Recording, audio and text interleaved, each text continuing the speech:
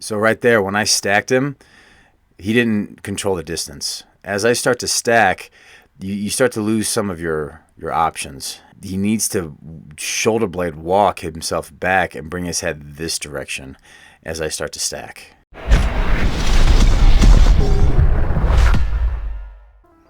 What is going on, everybody? Hey, it is Hopper, and we are back at it again with another video analysis of a jiu-jitsu match. This is with Grappling Industries. So without any further unnecessary pleasantries, let's get it started, shall we? And right there. I spoke about this before. I don't like to be overly critical of my opponents because we never really know their backstory or anything like that. However, for the sake of learning, we must discuss these concepts and remove any and all bias and emotions. So when you go up to your opponent, walk over to them and shake their hand. And quite personally, I don't even like the way that he's staring off in the distance. It doesn't even look like he's really focused or that he's not even present. And I think that's a problem in the very beginning to start off with.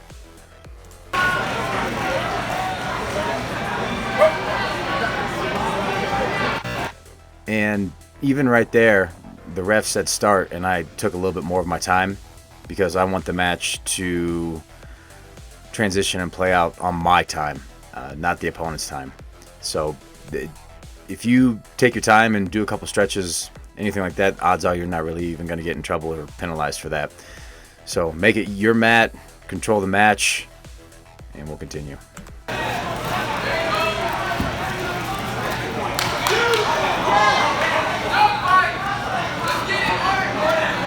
And I don't know if anyone just saw the way that I basically walked across the mat. Let's rewind it a little bit.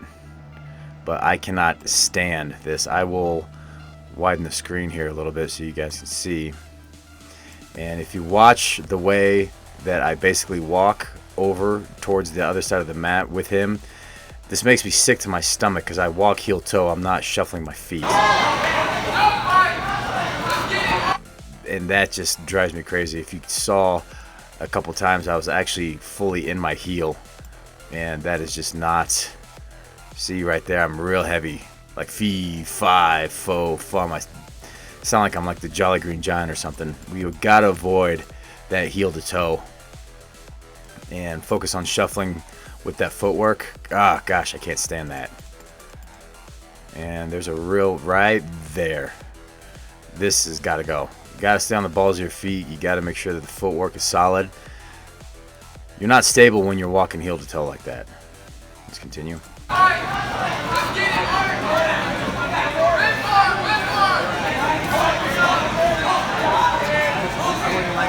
footwork right there was a little better. I'm shuffling the feet more. And I don't really know what I was thinking when I had such terrible footwork just a few seconds ago. What I am in search of is where his leg is, and I want his leg close to my leg. I've worked on my double leg leading up towards this particular tournament, and I want I want one of his legs extremely close to mine, so I can work on a snap down and looking for that double leg shot.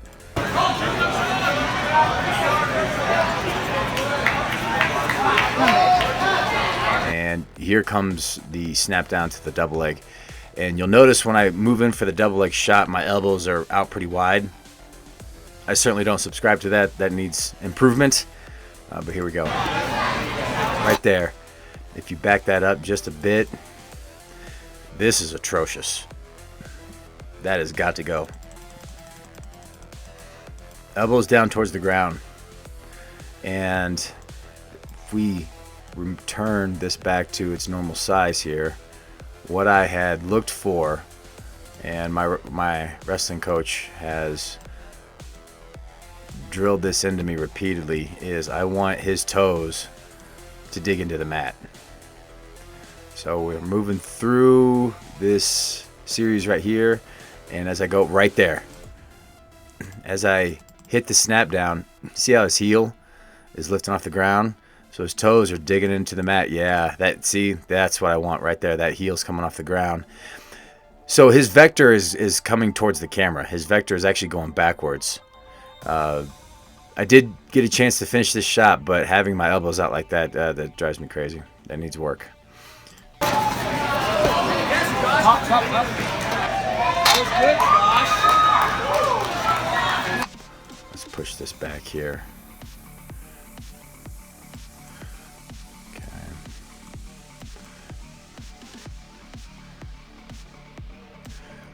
And take note of the way that he walks back to the center of the mat.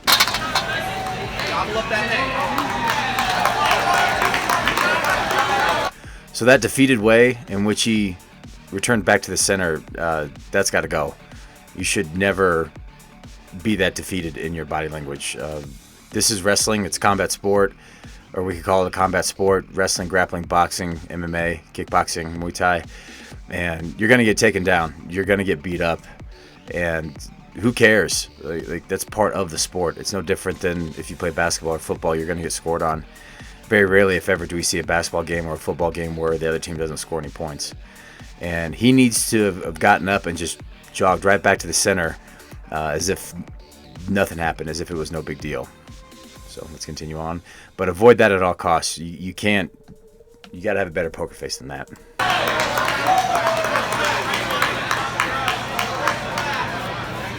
Josh. Let's be safe here. And then, if we notice those collar ties that he tried to capture, see how he gets tall like that? His head going towards the ceiling, that needs to stop. You got to stay squatted down. You have to stay in position. You got to keep your elbows in closer towards your rib cage. And he's putting himself out of position.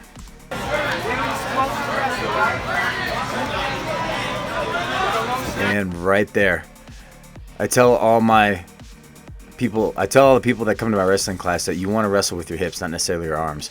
And I'm pulling him in with my hips, and I want to see if his toes are still going to dig into the mat. And I'm not necessarily wrestling with my arm, I'm sagging back with my weight here.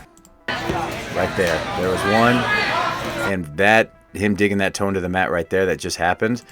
I was looking to see if that would occur to set up, other takedowns potentially later on, because there's a low single that I like. I'll step with my right to the side, get his toe to dig into the mat, and I'll come around and I'll cut the angle. So that gave me a lot of information there. Nice, good. So I messed up right here. This hand posted is typically going to happen. I should have brought my head up a little higher because he could easily pull this left leg through and look for the triangle. Luckily, he did not do that. But we got to be really careful on posting as you're coming back in like that. You got to get the base back a little bit more. Josh, yes. There, right there. Now I'm starting to pull the knee back. Go for that arm. Nice.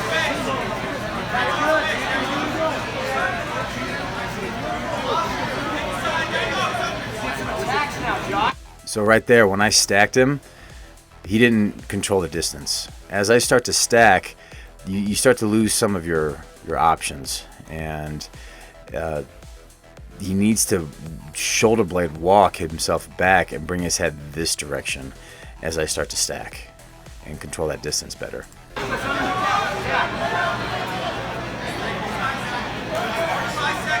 And so I've got my underhook, and I go for, I believe it's the Gracie pass.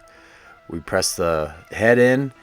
Once I find this ankle right here, I no longer have to press with my arm and the head. I walk my legs all the way around. Yes, Josh.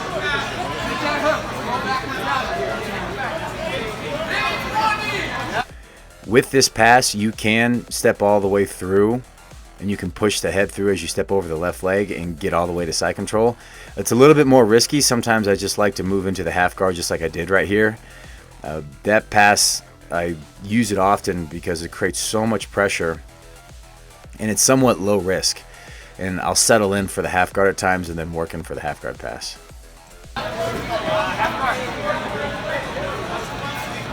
We'll widen this up a little bit more here so we can watch the action.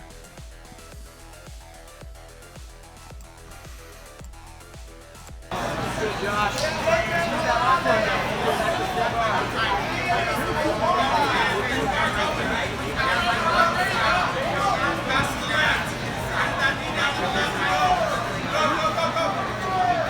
So if you can tell right here, my body is rounded.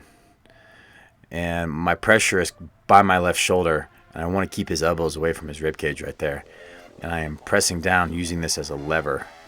I don't necessarily have too much hip pressure coming down right here. You'll see that later on.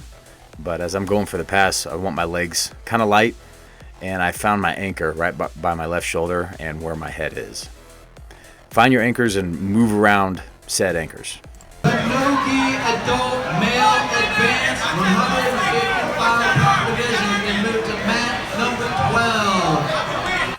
And real quick, I'm sure everyone just heard the announcement and everyone yelling and screaming in the crowd. In my wrestling practice, I want everyone to yell and scream. I want to try to mimic how loud these tournaments are. With sometimes it's the music that plays, and then we've got the announcers, and then everyone's yelling and screaming. And at my wrestling practice, I want to mimic that environment as much as I can. So with loud music, people yelling and screaming at each other, make it chaotic and learn to adapt to that environment. Juan Martinez. Gosh, you gotta get that underhook back. Mikey Zindler. So right there, of course, everyone has seen this, putting the shin inside the leg right here. Drive the hips up. Pretend that your leg that's caught in the half guard is a spaghetti noodle. We don't want to keep any tension on that leg. We just want to shake, shake, shake that out of there. Robert Parrish. Please report to mat number 12. Josh, let's try tilting him side to side, man. Gotta try to work out.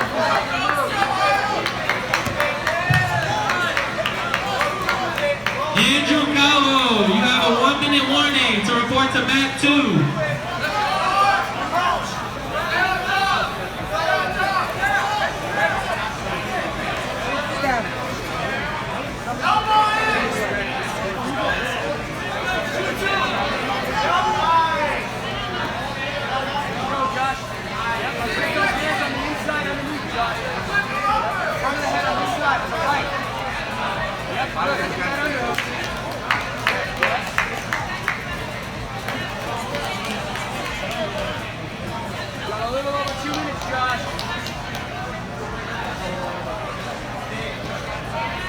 And right there, this is what I want. I want his elbow extremely far away from his body.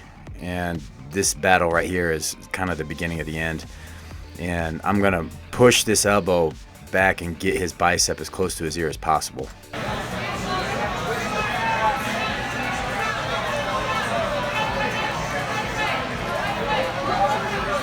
Yeah, right there. That's what I want. As this elbow is drifting back towards his head, the opponent should be a little bit more proactive and start to hit back and scoot back. Personally, if I was in this position, I would rather give up the guard pass and keep the elbow in tight, because you still have 3 seconds if they do pass the guard to turtle and roll through and replace guard. But this right here, keeping that elbow away from his body, and even this one, is going to be really difficult to manage any sort of offensive move, even to turtle and replace guard. So this is what I was really in search of, getting that elbow up nice and high. And then there's the guard pass.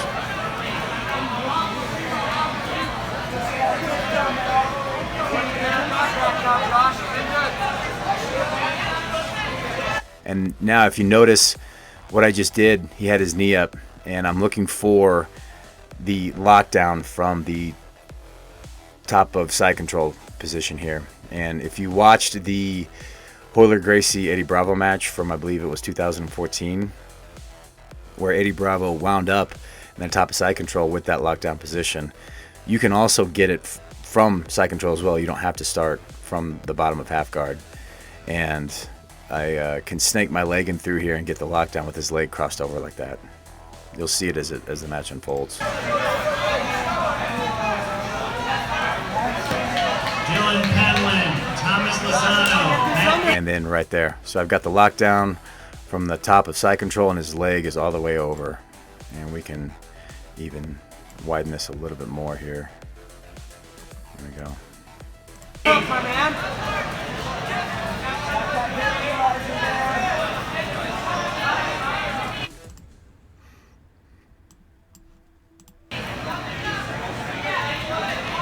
let's fish for an underhook on this right Can I side. get Ryan Grace, Thomas O'Keefe, Louis Altamar, Sonny Young, Alfred Peters, and Gabriel Push that head. Ledesma to the middle podiums, please. Caden Sullivan, Vance Trujillo, also Riley Golden and Juan Lopez, number 3.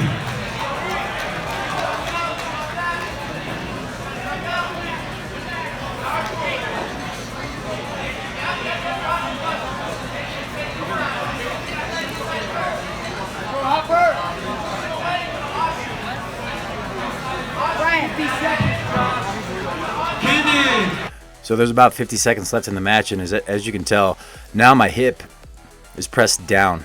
I don't necessarily have to find my anchor up here because I don't want to move my legs anymore. And so I've pressed down really hard here. And the great thing about this entire position is you can fish for punch chokes or Americanas, and you can still continue to look busy while you basically keep your opponent there.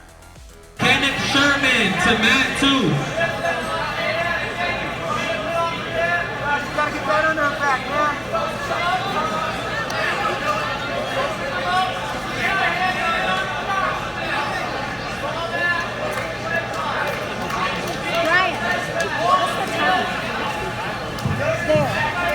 Katie Johnson. 30 seconds! Shelly Robin. See, I keep looking for this Americana, and there's also a calf slicer that you can do. And eventually I'll start looking for that as well. Gotta get working. To This mat is gonna hold. 9. You gotta start moving and taking some risks. Let's go.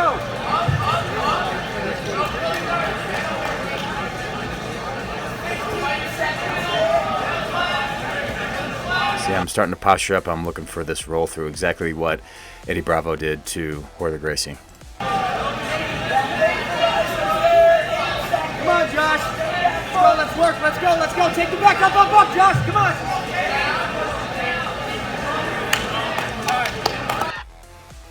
And that's it. So the moral of the story is avoid that ridiculous footwork that I had where I walked heel to toe. That is terrible. Got to keep the elbows in on the double leg, and just looking constantly for your opponent to dig their toes into the mat. Look for them to continue to get out of position. Make sure that you stay in position. Keep your elbows close to your rib cage, close to your knees. So for those of you that have any questions, please feel free to put the questions in the comments below. Please like this video. Subscribe to this channel for more content. Those of you that wish to have a match analyzed, please feel free to send me an email and we can discuss that. It is a donation-based process. And we will see you all next time.